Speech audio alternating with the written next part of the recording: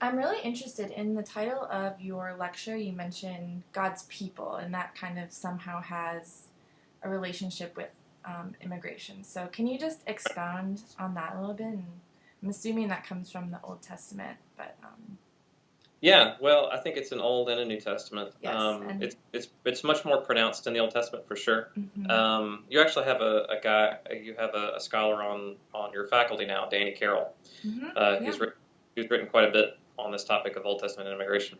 Um, hmm, so we've emailed some. I'm looking forward to actually meeting him when I yeah, come up.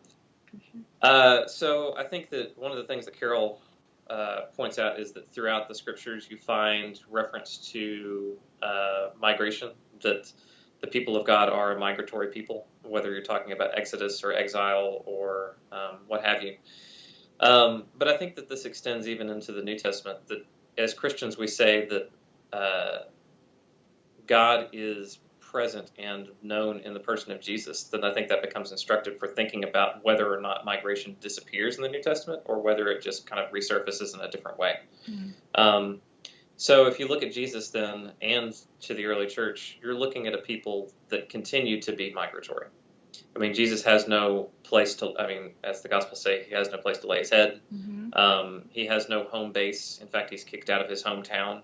Mm-hmm. So Jesus' ministry is continually on the move. When you move into the New Testament, you find, and again, this will be kind of part of what I'll want to get into on when I'm there, Yeah. is that I think that the New Testament sources for this have been largely overlooked. So you find that the church expands in Acts in two ways, both of which have to do with migration. One, in Acts 8, when after the death of Stephen, you find the church being persecuted and scattered. Mm-hmm. This is kind of a forced migration of sorts, so very similar to what you saw in the exile. But again, kind of one of the things that happens in exile is that the faith of Israel is spread forcibly to a different place. So once again, migration becomes very central for thinking about, like, what is it that God is up to and how is God working?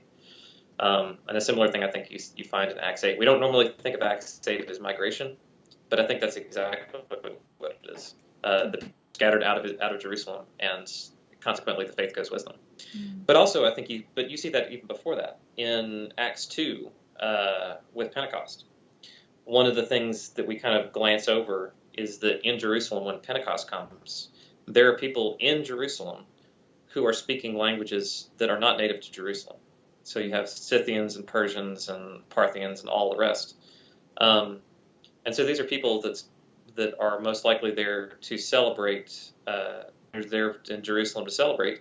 And so when Passover comes, they are empowered by the Holy Spirit and then take that back with them to wherever it is that they're from.